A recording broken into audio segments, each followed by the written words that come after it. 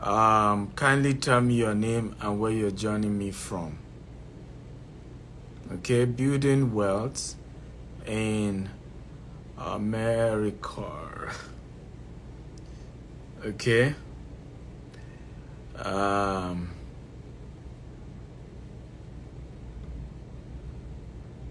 okay, so welcome everyone to today's conversation. Please tell me your name and the city you're joining me from, okay? So we're going to have a fantastic conversation today, and we're looking at building wealth in America. But I'd love you to tell me your name and where you're joining me from. Obi the Great from Atlanta. How are you, my brother? God bless you. Arole the Prophet from the UK. I love you, my brother. How are you doing, Arole? Thank you for joining this conversation. I think the day I want to do building wealth in the UK, maybe Arole is the one I should call, or building wealth on the mountain. Building wealth from the mountain. I think I should call Arole for that conversation. Okay, so guys, tell me your name and the city you're joining me from. My guest will be joining me very shortly. I'm going to be adding Deepo Adeshino. He grew up here in America and, entrepreneur from day one. And we're going to be sharing and discussing how, this particular economy work. Because you often have people from our parts of the world, and I'm particularly doing this because we have a lot of Nigerian immigrants who haven't maximized very well, the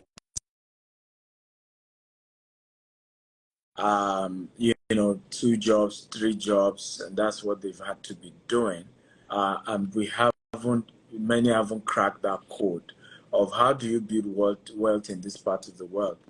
Obi the Great, how you doing? Says, I'm doing great. Thank you, sir. I hope he will have you again in Atlanta. Yeah, Obi, I'm coming to Atlanta on the 13th, Friday 13th. I'll be there till 18th. I have 20 units of 3-bedroom in the state of Georgia that I need to sell. So, and I know you have my kind of audience. So please send me a DM. I know you have people who can even buy the entire 20 at once from me. Okay, so Obi, please send me a message on WhatsApp. Let's close this. Ladies and gentlemen, put your hands together. Come on, help me welcome my guest, Deepo Adesina. It's not Adesina. Don't say Adesina. If you say Adesina, he's going to hold you accountable. It's Adesina. Adesina. He's an American. How you doing, Chief? I'm good. How you doing today? All is well. All is well. How's work? Are you at home or at work? No, I'm in the office right now. Okay, great. So welcome. Good to see you. Yes, boss. So Dick Boy is a serial entrepreneur. Now, if I tell you that somebody is more serial than I do, people often say I do many. Never. But see, where Deepo is, I am a learner. That's not true, man. When it comes to multiple businesses, right? Being able to juggle many businesses together, I'm a learner where Deepo is. I don't know how he does it, right? Not so at all. Deepo is into insurance. By the way, you better go do insurance. I have insurance. I have insurance in Dubai, in Nigeria, but I'm setting up one in the US next year because I'm going to be here in the US. Definitely, Deepo is the person I'm going to rush to get me one set up. Nice. So yes, he's into insurance, he's into real estate, he's into crypto, he's into forex, he's into home health, he's in care home, he's into so I can go on and on and on and on. How many businesses Deepo is into? So good to see you. Appreciate Welcome. How you doing today? All is well, man. I can't complain at all. Yeah. You've lived with a lot of Nigerians here, right? Absolutely. People who are immigrants, people who mostly immigrants. I think a lot of those who were born here carried the African American mindset. Some even then carry African American mindset, which I'm not even sure is as good as even the immigrant mindset. I think the white American mindset is what we need. I'm not saying to be a white American, but the mindset, Mindset, is sure. what I'm talking about. An average white American, he's probably third generation middle class or upper middle class, right? And these are realities here. An average black American is third generation, lower class, right? So if that's what you call it, or third generation poor, right? Of course, maybe the fourth generation were even slaves. The second generation, saw slavery, but they were freeborn. Then you have the third generation still struggling. Now, when you then look at the average African immigrant, okay, we're supposed to be in the middle class, but a few actually make it to the middle class and upper middle class. You still see that we're struggling with 2 jobs, 3 jobs. A good number of our income is going back to support family members back at home in Africa. And so you're still seeing that issue. So what will you call the number one missing link for an average African immigrant in America?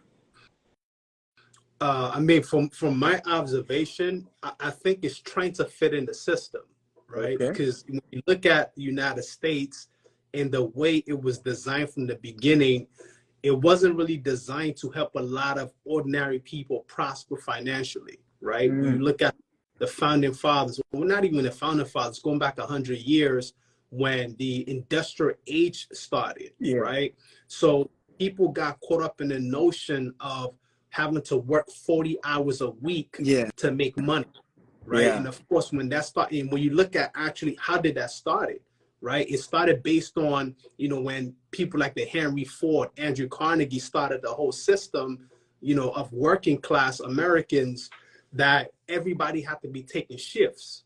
You understand? Because I always tell people, in all actuality, you don't need 40 hours a week to get the work done, right? Think about it. For those of you who are watching right now, when you go to your job, you ask yourself, how many hours do you actually spend working, right? But once again, because it's a system that we are all into, everybody comes in, especially if, those who come from the diaspora, from Africa. Once they plug into that system, it becomes very difficult to break out of that mindset of working money, right? For example, I have a cousin, back home in Nigeria. I mean, he was a very sharp guy, business oriented, always thinking of ways to hustle and grind. The moment he came to the United States, that mindset of hustling just went down the road. Wow. Right? So now it's about, I need to get a job. If I don't have a job, I can't take care of my family. I said, bro, what happened to the cousin I knew back home who was he said, man, look, right now, my priority is to get a job, to, be secured. That's that mindset, right? Security. Then I can start thinking about hustling. Right. So they got it backwards. So unfortunately, a lot of people come into the United States, once they get caught in that web of working, it becomes very difficult to get out, and the rat race pretty much continues from there. Wow. So first of all, what I'm getting you is that the mentality developed when they get here. What exactly is causing that? Why is it that people were entrepreneurial back at home suddenly lose their entrepreneurial mindset, investors mindset, and are just thinking paycheck to paycheck, 2-3 jobs? What do you think forced them to condition into that? So you got to think about, Stephen, back home, you don't have the kind of bills that we have here, right? As far as like being on automation, right? In Africa, if you don't have electricity, you don't have electricity until you can afford to pay. If you don't have phone bills that are on automation. But here, the system is designed where everything is bombarding you simultaneously every month. Your phone bill, your car note, your car insurance, your health insurance, your mortgage. So all these things are constantly choking you. So as an individual, the first thing you want to be able to do is to at least have some source of income to be able to tackle responsibilities. Now, unfortunately, some of them are self-inflicting, right? Because some people can't afford a particular house, but then they still go out for it anyway. So now you're forced to go and get a second job. Right. So it's a cycle that kind of keeps people, going round and round. But go ahead. No, so my next question is, why do we find it easy to begin to create this fake false narrative that gives people impression that America was way better than Africa? And I'm not saying it's not, but given half of the story, right? You see an average person come to America 6 months because he could get a mortgage, right? 3-bedroom, 4-bedroom, stand in front of that mortgage, okay, looking good. People don't understand his mortgage. They don't even understand that credit card thing. He also has a brand new car. The typical mindset of a Nigerian is like, are you kidding me? This guy was trekking Nigeria. I'm seeing him with a brand new car. I'm seeing him in front of a very clean house. Now, why do we tend to give that half narrative that gives it the impression that America was so good, so better? You just come here, you own a car. You come here, you own a house. And we're not giving people back at home the true story that this is credit. I don't need to pay everything to get, some of these things. And I don't totally own all of these things. I'm under so much pressure. Why are we not that transparent? And we even give the impression like, oh, you guys are suffering back at home. You forgotten people back at home. Yeah. So I think part of that is we're coming from a place where most people have, it's the mindset that you come with, right? When you come from a place where you've never had something, and then you come to a new environment that gives you easy access to those things, then of course, like you said, if you have a job, you can qualify to get a brand new car, right? Now you'll pay through your nose to be able to maintain it, but that sense of falseness or I've arrived type of mentality is what causes people to tend to want to give the impression that I'm doing a lot better, right? It's not just even Africans. It's also people, African Americans, whatever the case is. You know what I mean? Where, people, social media, for example, is a great place to portray that, where you're struggling. Those who know you personally know you're struggling. But on social media, you can paint a picture to allow people to think that you've arrived. But behind the scene, you're sweating, you're financially backwards, and things like that. So I think it boils down to financial literacy, because if you lack understanding of how money works, you think that acquiring things makes you wealthy, but that's false assumption. So how did you overcome that? Because I remember when I first met you, you weren't even living in a big house. But of course, I knew, again, and I say this oftentimes, if you are wealthy, you will know another person who is wealthy or at least has a wealthy mindset. And you will not judge them by anything on the outward, right? When they speak, you understand people who are not operating at a certain level. And you intentionally decide at that time not to live in a big house. You had bigger things you were trying to do with your money and all that. I'm sure you now live in a much bigger space. But how did you overcome because you still have Africans, immigrants, Nigerian cousins and all that still around you. So why didn't you feel that pressure of, hey, we need to, impress people. People would think we're suffering. People would say, Deepo is not living in a 4-bedroom. In a mansion. A mansion and all that. Why didn't you have that burden? For me, I've always had goals. you know, I have certain financial goals. I want to be able to achieve certain things I want to be able to do, and legacies I want to leave behind. Yeah. So from a business standpoint, you have to be willing to pay the price earlier on if you want to get to a place where you're financially buoyant.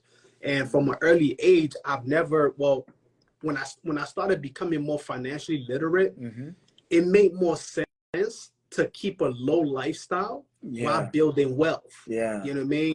I Yeah. mean, in some of our businesses where we've invested millions of dollars, but by my lifestyle, you'll never be able to tell.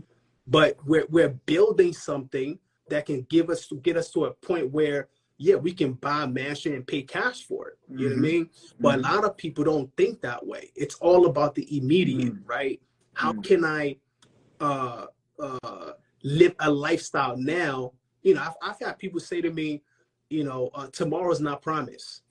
You know what I mean? Meaning that let me enjoy my life today, because I don't know what tomorrow will bring. Now, unfortunately, you know, while we don't know what tomorrow will bring, but it's always wise to also prepare for tomorrow. So that's been my mindset as to, you know, why I focus more on building wealth than looking, you know, wealthy. You know, and I think you and I, we've talked about stuff like this in the past. You know, when you ask me, you know, you tell me, you know, what you should be, you should have this, the reason why I should stay in this kind of hotel and drive this kind of car. And I'm like, it's good, but I think it's wired in me to live a very modest lifestyle. You know what I mean? But yeah. Impressive. But by the way, guys, are you learning? If you're learning, type I'm learning. You know, I hope this conversation is helpful. For those of you just joining us, this is the Building Wealth in America series. My first guest is Deepa Adesina. I have other guests who are going to be joining me. And we're just having that conversation around building wealth in this kind of environment, as it's been difficult for a lot of immigrants, particularly from Africa, to build wealth in this part of the world. They've faked wealth, they've looked wealthy, but majority haven't really built that wealth. I remember, you know, when I first started coming to America, it was about 8 years ago. I used to feel, you know what, a lot of these people are rich, you know, and they treated me like that as well. You know, you come in and people are just talking like, and you're smiling. But when I noticed the change was when I was able to afford to stay. Then I stay longer in the US. I could come for 1 month and I'm in the hotel all through 1 month. And then suddenly I realized people would call me and like, are you still in the hotel? How much are you paying? Ha! You know. and then often time I use Uber. So sometimes I remember going to visit somebody and it cost me over $100 Uber. And the person was literally yelling, $100 Uber. so suddenly some now had to start asking, what do you actually do back in Nigeria? Like, okay, what do you do? Because the typical mindset of an average immigrant, particularly those who have stayed long in America or UK, is that everybody back in Nigeria is struggling. Okay? And I think it's because of the pressure that family members have given. Oh, please send me money. Oh, we're going to die. Oh, Buhari has finished us, or whoever was the president.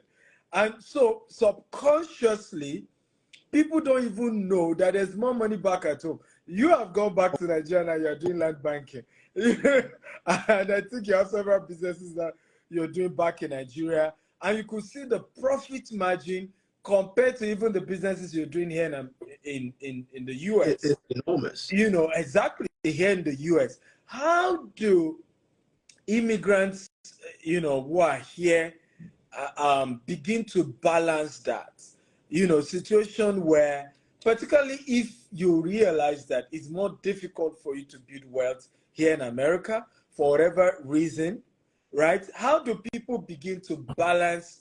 Maybe I want to also look back at Africa, but can I, and as well as how to then do it well in Africa? Because, yes, I want to look back at Africa, and then you see people not even putting proper structure, even back in the Africa that they are trying to, do it there. They are not putting proper structure. They are not doing the right things they needed to do. In terms of, you just go and give family members money. People have been begging to give them $200. You didn't give them. Now you are sending to the same people $50,000 to help you build real estate. Like, who does that? Where is the wisdom? Yeah. I oftentimes feel a lot of, not everyone, of course, but majority of Africans in diaspora, when they want to invest back at home, it's almost like a show off, right? I kid you not, most of my family, not even most, except my wife, none of my family members know my real estate investments. Not one. Okay? Whether I'm back at home or I'm not. And so I don't get the concept where you feel you have to necessarily engage family members, to do anything. We have had people want to invest in our company, for example, they want to buy land or buy house. As soon as they involve family member, the entire deal crumbles. Because the family member will tell us, how much are you giving me out of this deal? If you are not giving me something, I'm going to tell my relative that your deal is bad, that you're trying to scam them, that what you are doing, that he has a better offer, right? And suddenly they will leave a good offer and go to the bad one. I remember a gentleman, he literally fought me even for refund. He bought one of our property. He had even paid before he informed his younger sister, right? By the time the younger sister got there, of course the water was waterlogged, the land was waterlogged, but all she did was to just take picture of water. She didn't even show him the dry part. Just took water. I said to the guy, I told him she had a better place, cheaper, blah, blah, blah, blah. And guess what happened? The guy was yelled and literally pulled out of the deal, only for years later to come back to buy another property from us, times 5 of the older one. And when I was asking him, say, where the sister took him to, the whole thing was a mess. They just cheated him. The sister just wanted to, the sister practically used the money. Wow. Right? So how do people balance this part? Yeah, I think number one, I think to your point, man, you have to work with professionals. You have to work with people who have been in the game for a while and who understand what they're doing. The biggest reason why a lot of Africans in the diaspora are not doing business back home is because they've been burnt so many times. Because number one, they don't understand fully what they're investing in. And number two, they're entrusting their financial resources to people who are not financially prudent. To the point you just said right now, my aunt called me, I think on last Friday. I think we were in New York together on Friday. And she said, because she's been seeing my posts about land banking, right? Lands that I'm buying and things like that. And she be careful because and she now says something that really just struck me. She invested $12 million in buying, I think, 3 or 4 plots in somewhere in Nigeria. The $12 million was given to a friend. They practically went to high school together back in Nigeria. Now I want you to listen to this. By the time she went to the place to look at the land, she literally screamed because the place was in a place where nobody would ever purchase land in.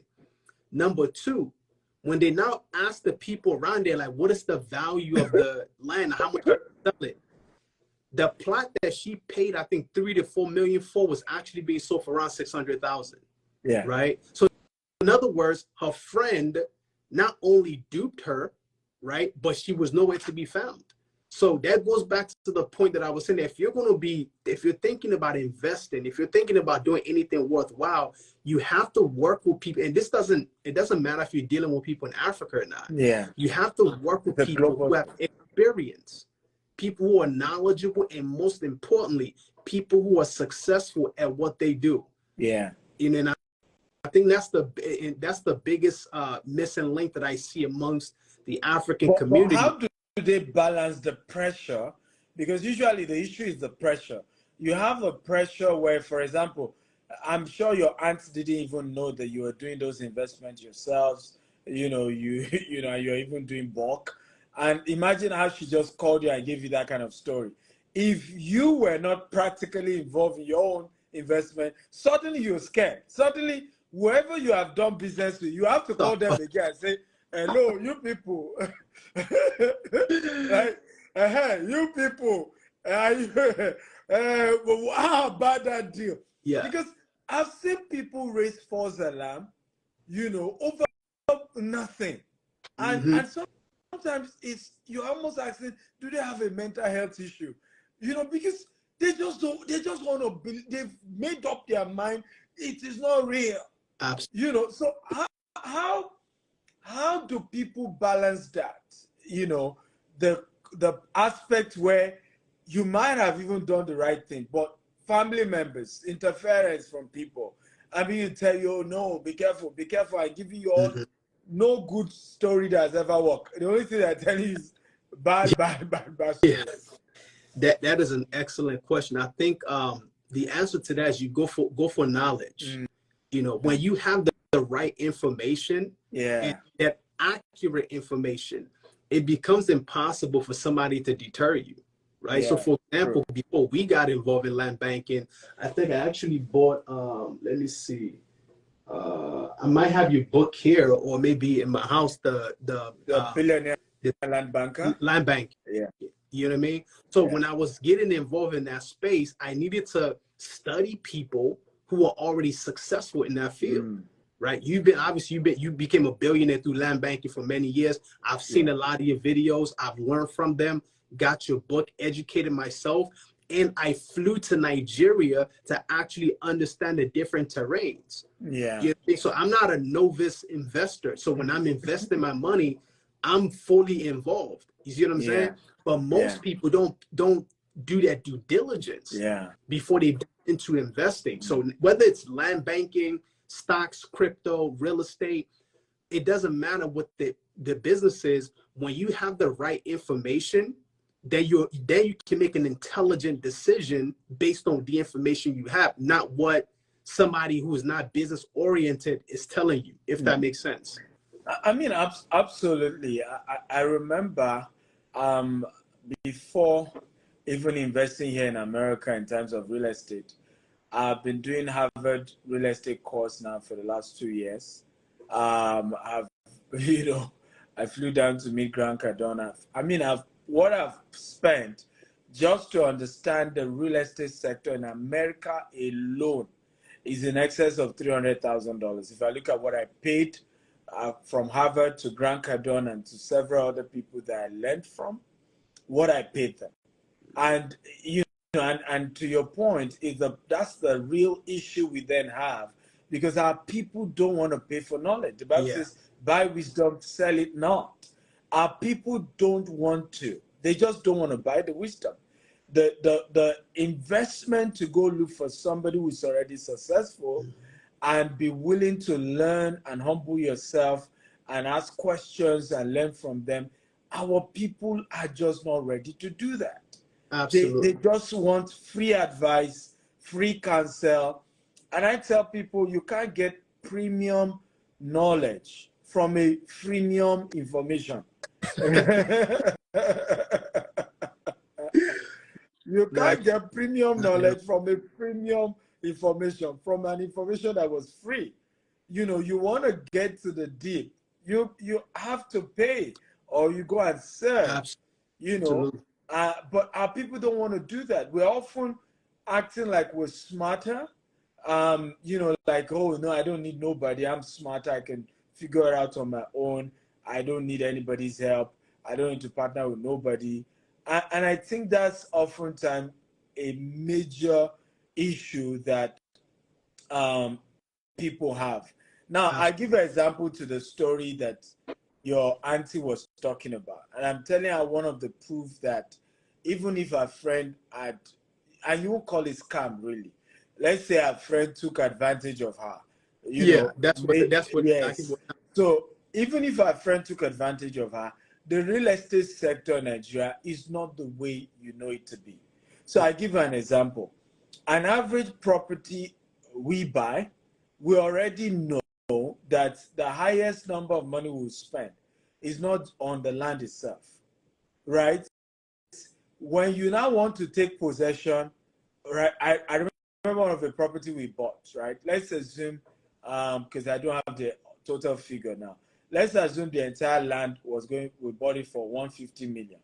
When the youth of the neighborhood came with a proposal that youth levy, it was 18 million.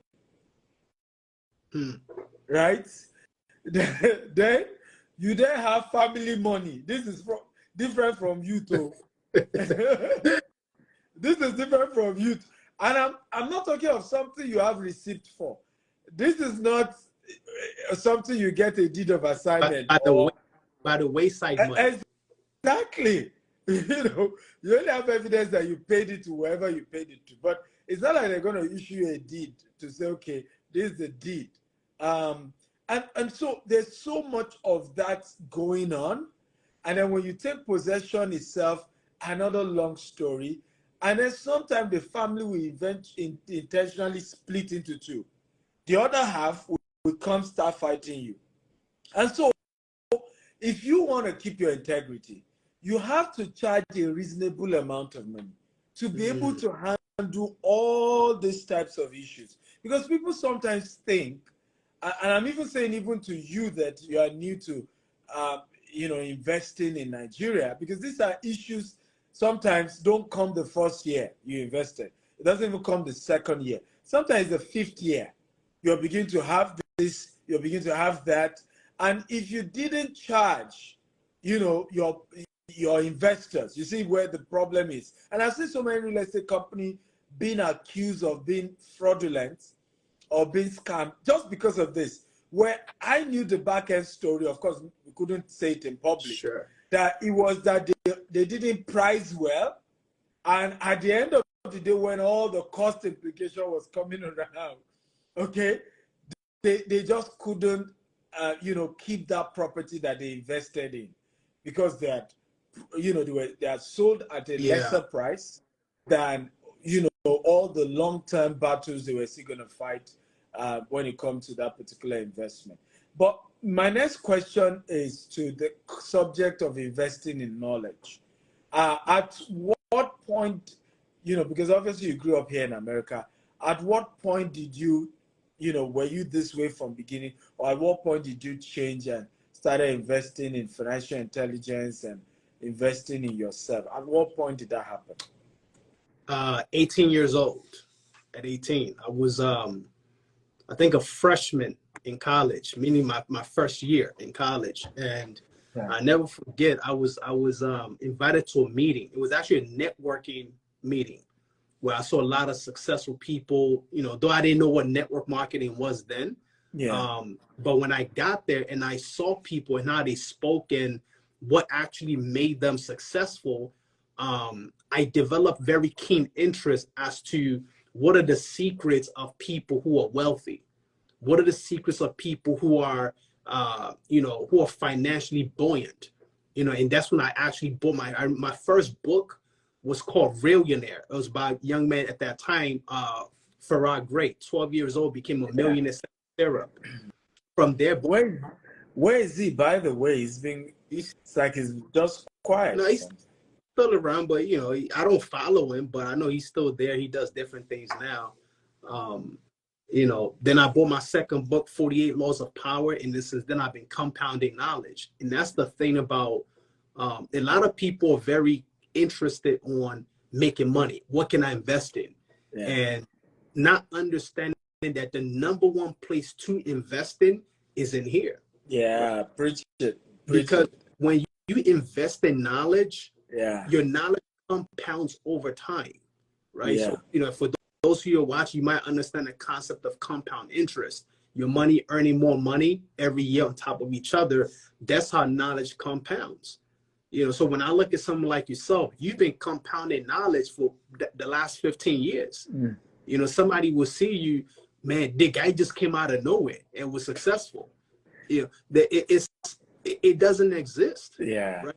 So for me, I think just kind of building knowledge over time is still learning, still paying for knowledge, buying books, attending seminars, investing in courses has helped me, and it's still helping me today to continue to achieve greater success.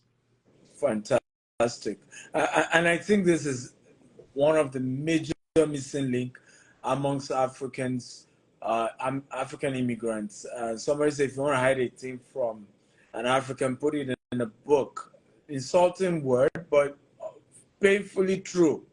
We don't invest in reading. We don't invest in studying. We don't invest in seminars. Which I say this to people. I say one of the reasons why you notice that the prayer movement, and I'm talking about the new prayer movement that is going on across Africa, has gained ground way more than it did in America. In the era where you had prayer movement in America, they were not praying for things. They were praying for revival. They were praying for healing. They were praying for miracles. Now, when we took the prayer movement, we were busy just praying for things and transferring our responsibility to God. Okay? Absolutely.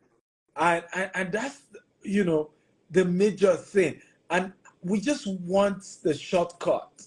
Whether the shortcut is going to be spiritual, let God just do it and let me just fold my hands, right?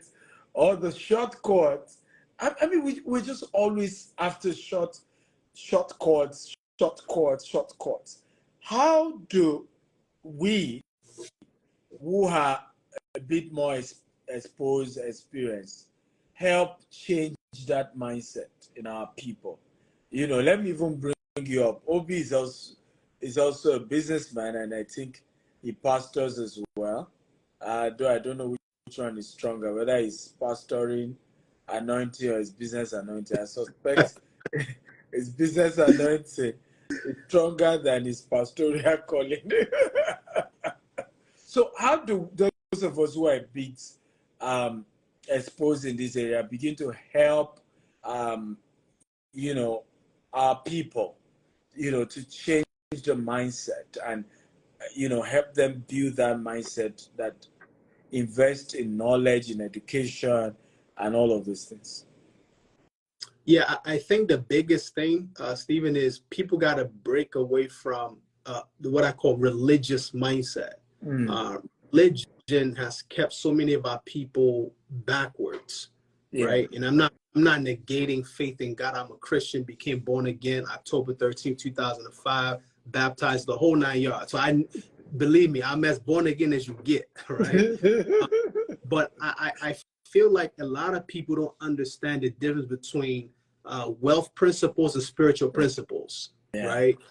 They work hand in hand, but not individually, right? You can't be fully spiritually strong and not financially strong.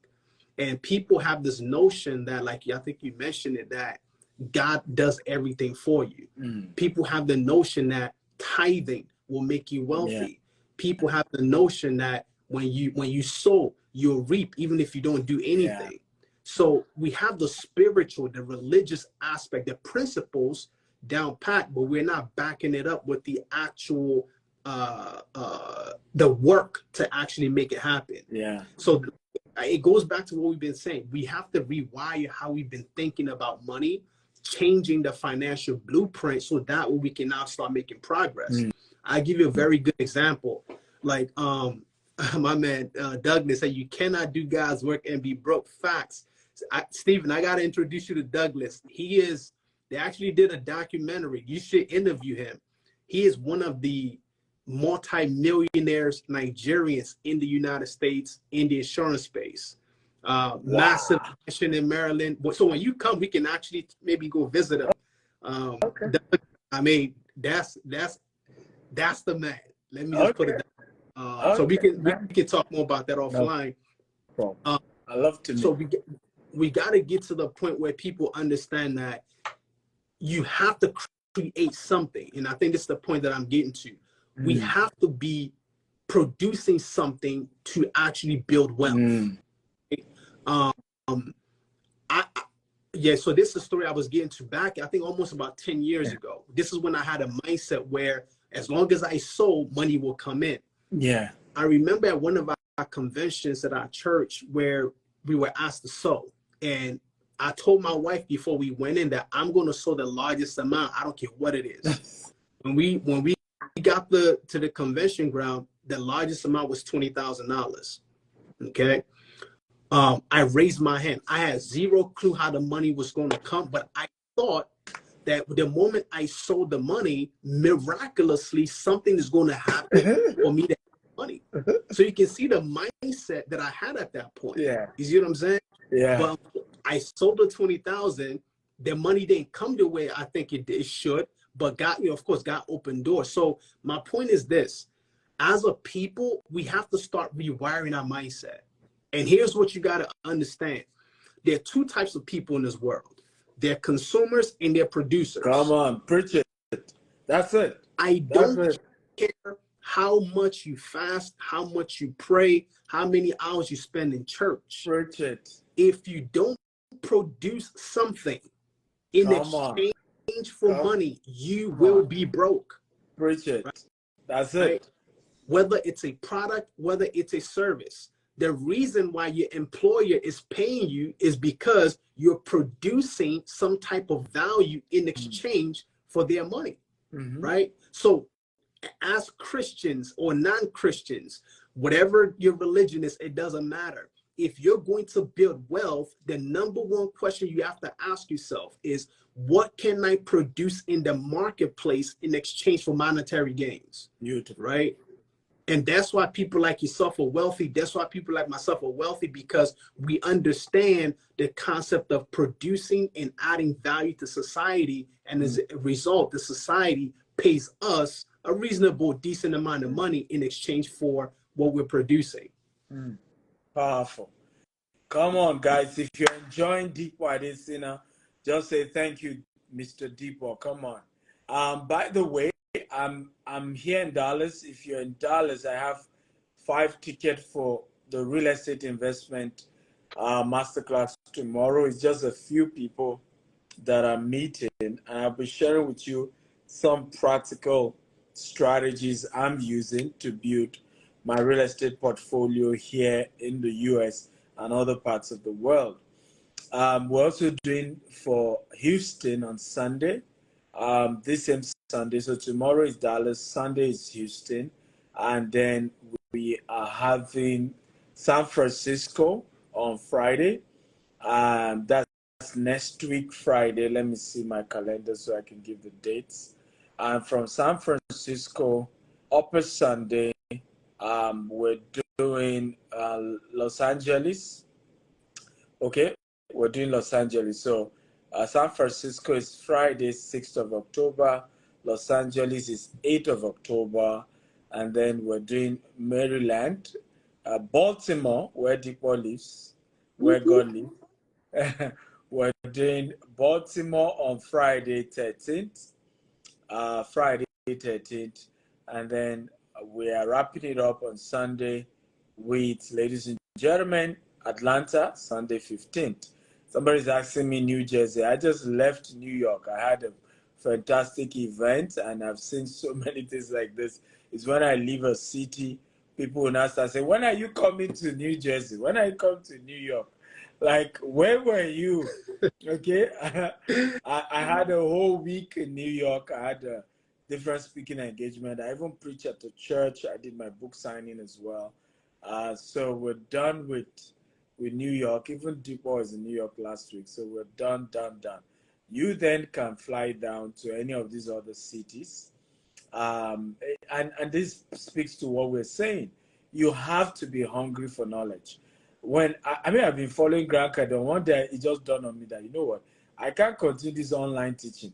I took a business class ticket from Nigeria, Lagos, Nigeria, flew down to Florida. True story. Lodged myself, paid again to attend his seminar. And that's how I got to know Grant Cardone in person.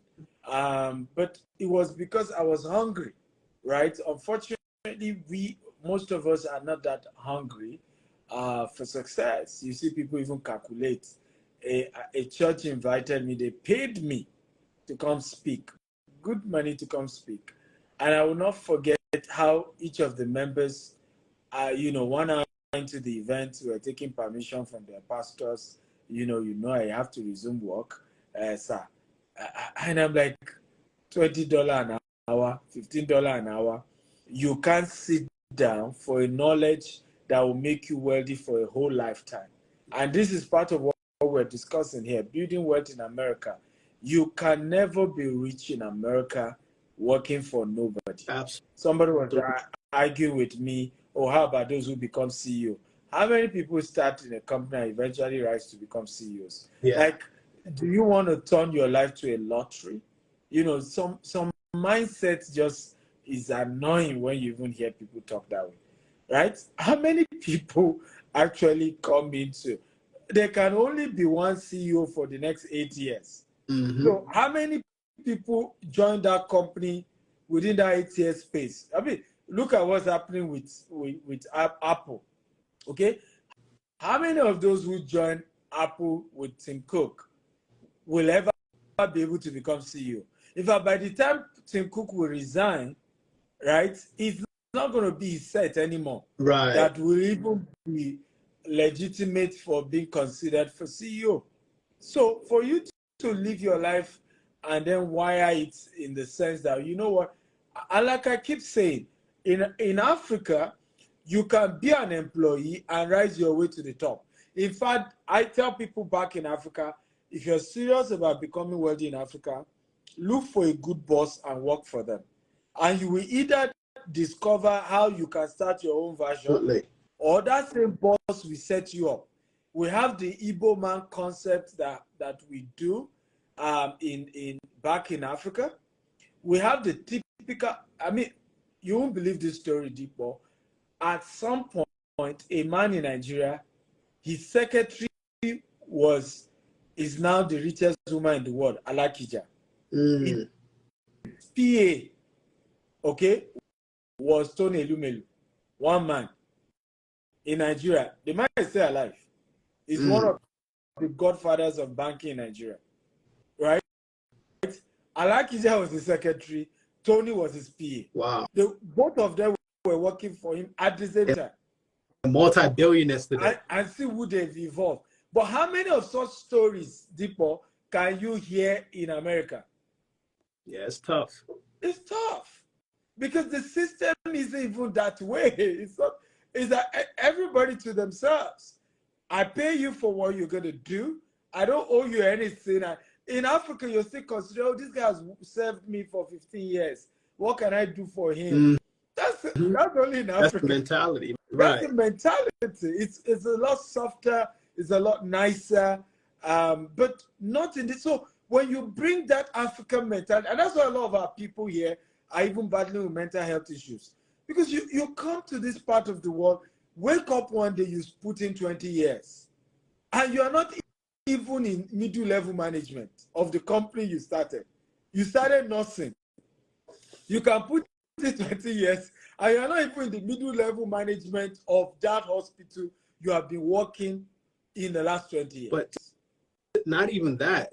Most people, and these are like facts, and you guys can Google and research this, most people who work for 20, 30 years typically don't have anything to show for it after they're done working. So whether you become a manager, director or not, and it goes back to what we've been saying, that financial knowledge, that literacy, right? Understanding how to set yourself up to succeed financially, right?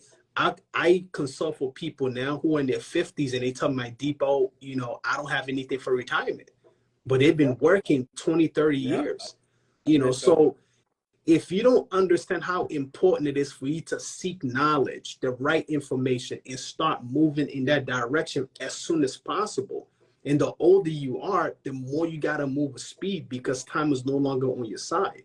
You'll find out that, you're 60 and you may only have $50,000 towards your retirement. Now people are being forced to work until 70 years old. It's very, very disheartening. Yeah, You know, yeah. and when I go to places where I see people who are much elderly, 60, 65, 70, and I ask myself this one question: do these people choose to be here, Mm, or do they have to be mm, here? Two bit different things, right? Some people choose because they want companionship. They have the money, but they just want to be around people. But mhm, for most people, they have to because they need money for medication. mm. They need money to pay rent and things like that. So financial literacy is key. Understanding investment is key because without those two things, you're not going to be wealthy. It just there's no way around it. Wow. Okay, guys, that's our time, unfortunately. But please help me celebrate Deepo one more time. Can you just use the clap sign and thank him for coming here? I hope you've learned a thing or two. I look forward to seeing you in all the cities I'm joining.